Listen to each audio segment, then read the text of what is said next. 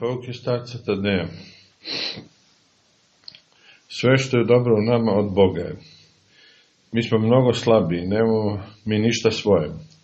Sve smo primili od Boga na dar i Bog nam daje snagu da činimo dobra dela u ovom životu.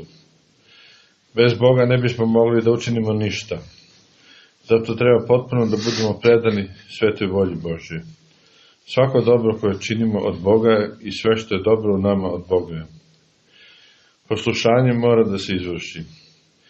1943. godine, kada sam drugi put bio zarobljen od strane Nemaca, pao sam u očajanje, mislio sam da neću izaći živ iz nemačkog zatvora.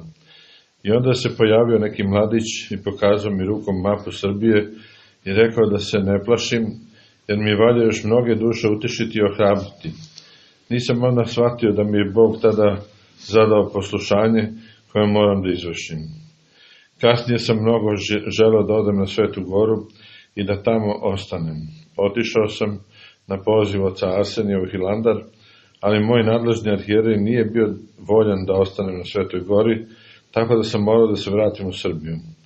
Mnogo sam razmišljao o tome zašto mi se nije dalo da ostanem na Svetoj Gori.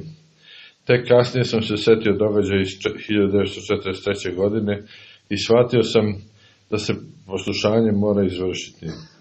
U vršenju tog poslušanja često mi je bilo mnogo teško, ali kad god mi je bilo najteže, molio sam se Gospodu da mi pomogne i Gospod je skidao sa mene teret koji nisam mogao da nosim.